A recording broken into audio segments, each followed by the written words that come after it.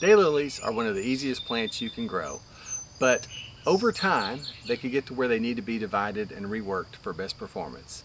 In this video today, I'm going to show you how to rework a bed. I've got a bed at my house and that's what we're going to do. As I get ready to dig these, I'm going to go ahead and just pull away some of this old foliage from the spring. You don't have to do this, but this is just going to let me see a little bit better where to dig. All right, and so I'm going to dig, probably 3 or 4 inches away, something like that. And I may catch some of the roots on this clump, but that's okay. If you trim off some of the ends of the roots, that's no big deal. It's not going to be an issue at all. So that's what I'm going to do. I'm just going to see how easily this one pops out here. So.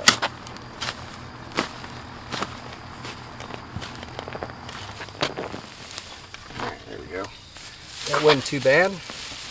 All right, so I'll kind of shake some of the dirt off. One thing I typically do.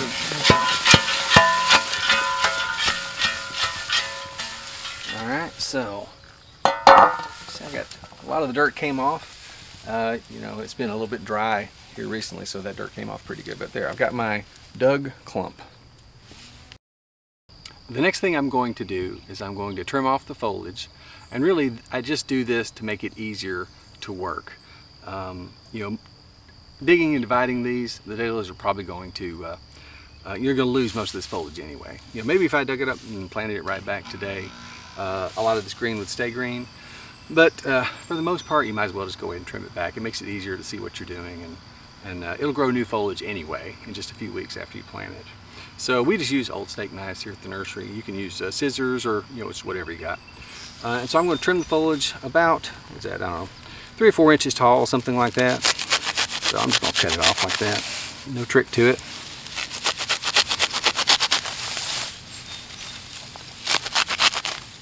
And this just makes this easier to handle. I can see what I'm working with here. One thing on trimming the tops is I could have done this before I dug it, and that would have been fine too. Sometimes I do that, and that makes the whole process easier, but whichever way. Okay, so when I'm getting ready to divide this, you kind of want to think about how small you might want to divide it down to. Now you could divide a daylily down as small as 1 fan. That's what they call 1 plant of a daylily. So I could divide it down that small. But if I do that, that 1 single fan is probably not going to bloom. It definitely won't bloom well the first year. Probably a couple years before it really grows big enough to give you some good bloom. So we suggest you divide it down to a little chunk. Kind of like what we send. The plants that we ship all have at least 3 fans. So that's what I'm going to do. I'm going to divide this down into little chunks of about, well, we'll see. This is a small plant, so they may have more than 3. They may have 5 or 6. We'll see. But some varieties you can just pull apart. We'll see if this one, actually it comes apart pretty easy. All right. So this is probably a good size. This is what I would want to plant back. And like I mentioned, this variety Stella d'Oro, it has smaller fans, all right? So this one may have, it's hard to count exactly, but maybe 8 or 10 fans or more. But that's a nice little chunk right there. Plant this is going to bloom really well next summer. And that pulled apart pretty easy. If it doesn't pull apart, just take your knife or whatever you got, and you can just slip it down in there and just cut a little bit or stick it in and pry, and it just comes apart like that. So some daylilies will be pretty easy like this one, and others will be harder, but so I'm just going to stick that down in there, just twist a little bit, comes right apart. All right. So that's about a good size that I'm going to leave. I could divide that, I'm going to leave it.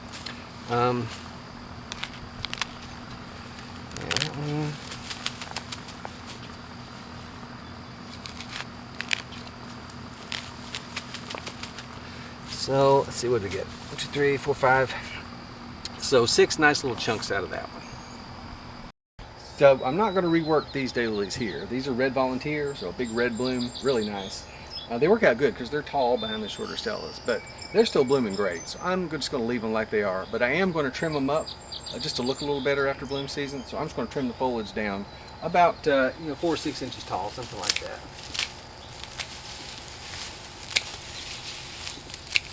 I'll finish doing that here in a second, but just these will come back with nice fresh green foliage here in just a couple weeks, particularly if I keep them well watered.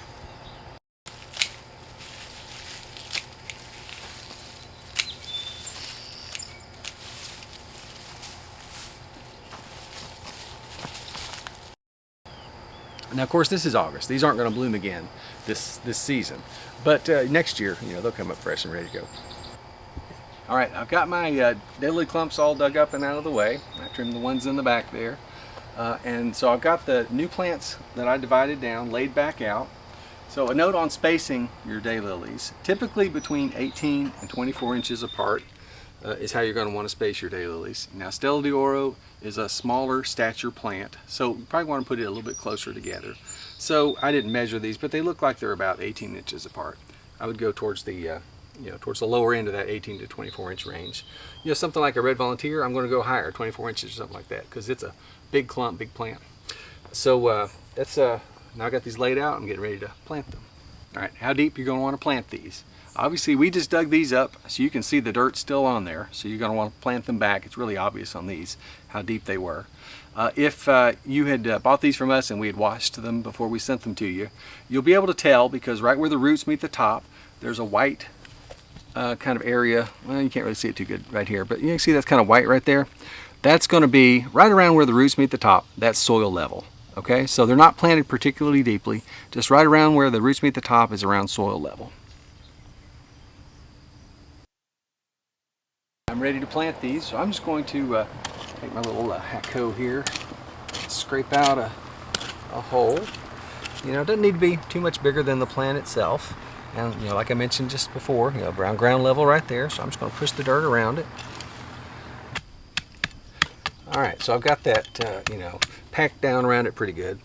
Now I'm just going to do the same with the rest of these daylilies, and then we'll finish up planting our bed.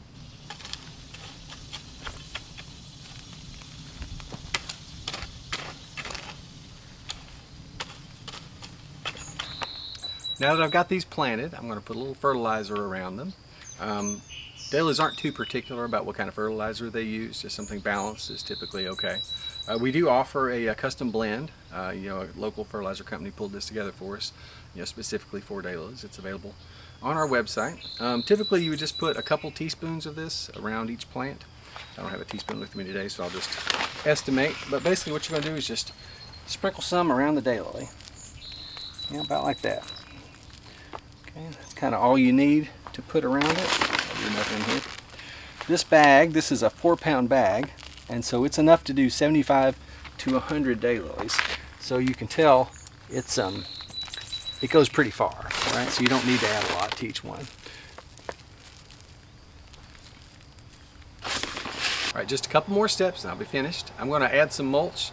Mulch is great for a lot of different reasons. It helps hold in moisture, helps keep out weeds. If you're planting late in the fall, you know, in an area that gets cold weather, it obviously gives them winter protection. So I'm just using some wood chips here. We just get this you know, free from some local tree trimmers. Daylilies aren't particular about what kind of mulch you want to use. You know, you can use just really whatever you got, should be fine. So I'm just going to, you know, dump this out around them here. I'll spread this out real quick. So I'm just going to go, you know, not real thick, just about 1 inch thick or so, right? It's got a lot of leaves in this batch of mulch.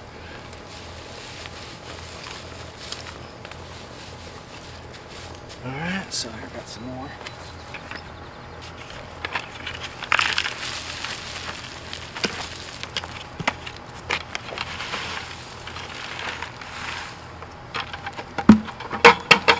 All right, so there we go. All right, so I've got the plants mulched. I'll probably come back later and add a little bit back there so it fills in the spots I didn't have enough mulch for right now.